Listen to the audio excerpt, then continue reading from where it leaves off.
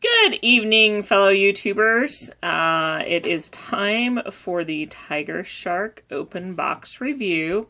This is Mrs. BG here. I understand you guys are greatly anticipating my open box review, so here we are today. This little beauty is something I picked up for Brian's birthday. I was in the downtown Phoenix area and I looked up model shops, went to a shop I haven't been to, and in hopes that I'd find something cool. And this is kind of what popped out. I think it's a really cute little kit, neat little car, and it's got some great details. I did a little research before I purchased it, and it is a 2018 repop of a 1966 kit.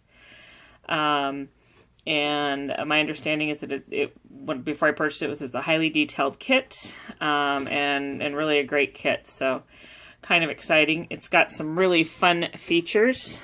A few of the things are the Ford V8 engine, the one-piece hollow tires, custom headlights. It's got an asymmetrical grille and just has two headlights off to the side, which is kind of interesting.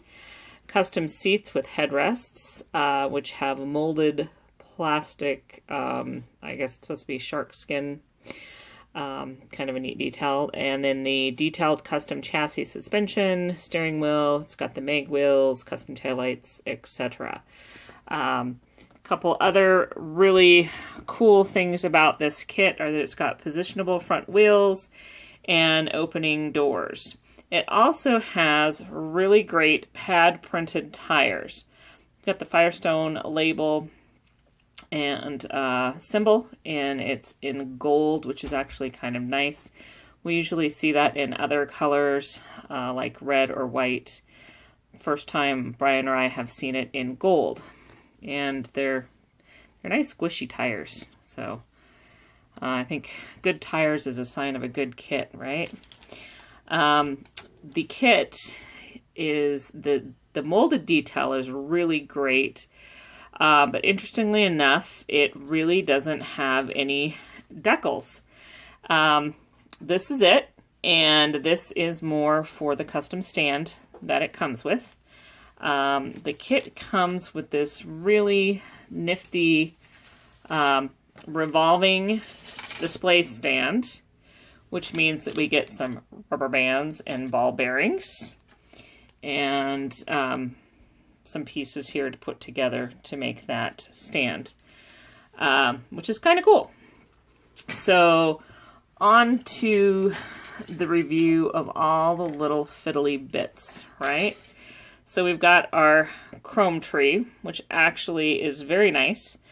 Not as nice as some of the Tamiya chrome, but it is actually very good chrome. It's not super heavy. There's some great detail. I think you can see there that the dials are molded in. There's a few rough edges, which is not uncommon with some of these repops, but it's actually done really well, and there's very little flash, which is a nice thing about the kit. So, again, here is our stand and the steering wheel, a couple other bits there. So it'll be interesting to see how that comes together, and then I guess we wind it up and let it go. So that could be quite interesting. We've got a few more parts. There's the chassis. It's actually a very nice frame. The backs, actually these are the seats, and you can kind of see, if we get close, the molded detail. That's actually texture on the seat. I don't know how well you can see it. And that'll be something Brian will have to paint. So, yeah, woohoo, exactly. Interesting, most of the time we see decals to go over that, but this kit, I guess it's all about your painting techniques. Here's the hood and part of the suspension. So some really nice fine detailed molded parts. It actually looks like it's going to be a fairly simple build, even though it is well detailed. And then it's going to come down to all of the finishing that the model builders like to, the good model builders, or I should say seasoned model builders, get into all the weathering and painting and all that fun stuff. We got the doors, engine, so some nice bits there. The body is really cute and interesting. One thing to note, there were a few changes between the original Tiger Shark. This particular Dream Rod was built in 1966. It was sold to the ISCA, and they commissioned some interesting changes. The original Tiger Shark did not have the pontoons over the front wheels. They didn't have it did not have the hood scoop. The doors were different, and I guess they added 6 inches to the back end of the car. So kind of an interesting little bit of history there. So very nice body and just kind of a fun, cute car. The here's part of the bottom as well. The glass is nice. We've got orange and clear, so kind of depending on how you want to do the build. And then a bit of red there, which is for the back. That's for the tail end.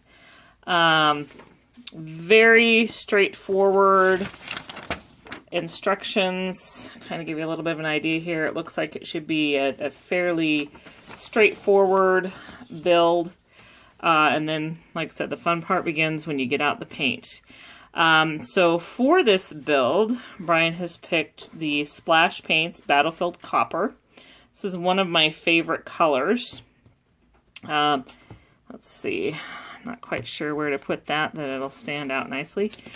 We've done a test spoon, so it's a really nice copper, shiny copper penny color, which is nice since they've got this in orange.